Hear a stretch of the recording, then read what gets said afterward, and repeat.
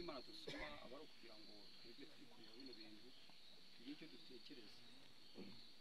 ariko byose biberaho kugira ngo umuntu amenye no kurebesha n'amaso yacu kandi kugira icyo twigisha. Reka nsabe rero mwene data Mudiyakoni Francine Nsengimana narangiza tunabona kuvuga ijambo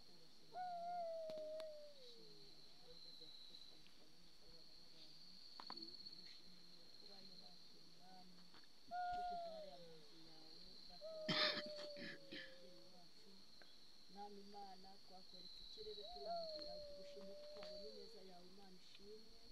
uraturinze rero data wa twese tumugejeje aha umubiri we tugiye kuwushyira mwami twemerere iyi mbaga yose iteranye udufashe bane natwe tugire neza mwami Imana utwiteho imihango yose igiye gukurikira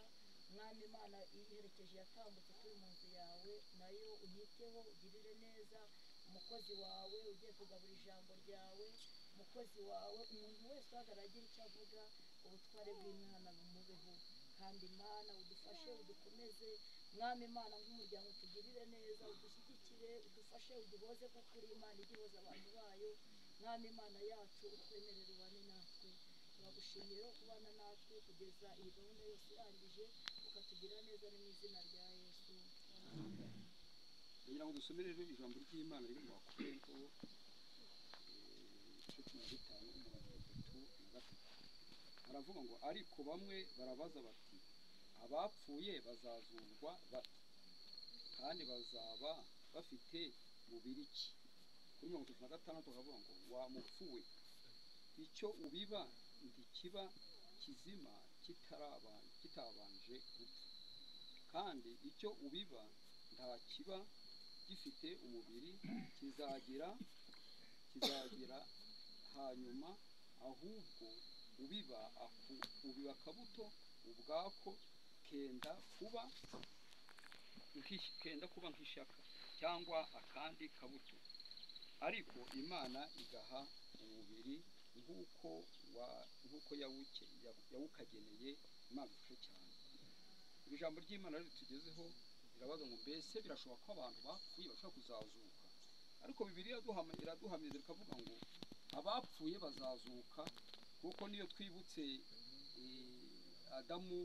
niwe watubanjirije ariko igihe nikigera nawe duteganya kuko agomba kuzuka abapfuye rero bazazuka nk'uko ijambo ry'Imana ritubwira tuzababona ku munsi Imana izaba yabyemeye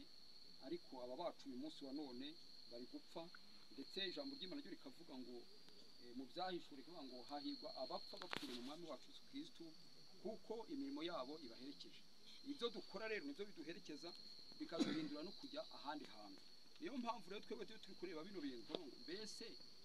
nanjye mu buzima mfite nshobora kuzapfa cyangwa se nzabaho biza bishoboka umuntu wese agomba kuzapfa ariko ijambo ry'Imana rivuga ngo dushobora ko hano batazapfa ariko bakazahinduka ku munsi w'amateka bakazahinduka akanya gatoya ubwo Yesu azaba yaje bose bakongera tukabonana abapfuye n'abatapfuye twese tugahurira ahantu hamwe nk'uko Uwiteka Imana biteguye twamara kubonana hari gahunda Imana izadukorera ikatwicaza ahantu heza cyane abantu bakanezerwa ariko byanze bikunze abapfuye bazazuka Imana ifashe cyane. Iri jambo rero riravuga ngo mwene data twari tumufite mu bugingo bw'itorero ariko uyu munsi wa none yamaze kwitaba Imana nibwo turi gusoma ijambo ry'Imana ridusobanurira ndetse n'amateka yiwe, kuko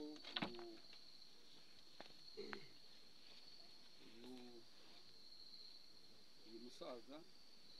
yitwa Cyoni Boniface, yavutse rero mu mwaka w'igihumbi kimwe magana cyenda mirongo ine na karindwi, bashyingirwa mu gihumbi kimwe magana cyenda mirongo irindwi na kabiri. Yabatijwe rero mu itorero rya Adeperi kuri 30 z'ukwa 12 muri 2015.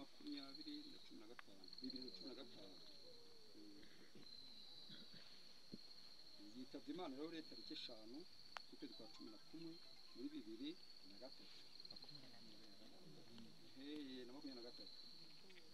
Bamaze imyaka rero 51 bashakanye, babyaranye abana 7, abakobwa 2 n'abahungu 3. Abakobwa 5 n'abahungu 2. Hariho rero abana 3 bumva ngo 2 nyine umwana basize rero abuzukuru 28 n'abuzukuruza 10. Bose rero bakaba basize umuryango wa 40 n'abandi. Imana dufashe rero ku mateka yiwe, nk'uko muyumvishije. Yabaye hano mu isi, twaramumenye ko twari turi kumwe nawe mu itorero, twari tumufite, ariko igihe kiragera ajya kurwara yitaba Imana. None umunsi rero niho yitabye Imana rero, nk'uko biza bigenda rero uyu munsi natwe twaje kubaherekeza. Imana ishimwe kuko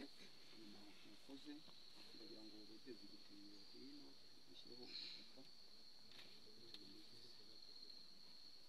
Igitebo ni iki?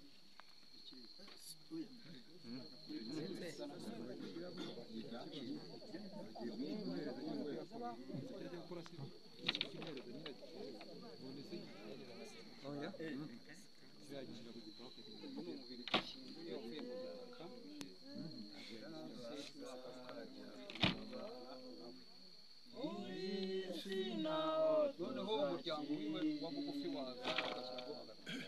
abantu batagerwa n'umugisha, ibi ntabwo twabihungira, aho nabo n'izina ijuru n'iwabo babizera, aho nabo n'izina abandi bavuza babizera, nimugami situgere iwacu, aheza twubakiwe umukiza,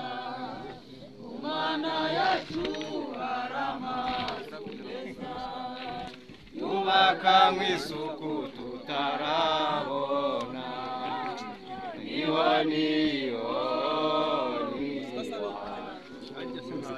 n'ubuturo bwiza tuzabona, niho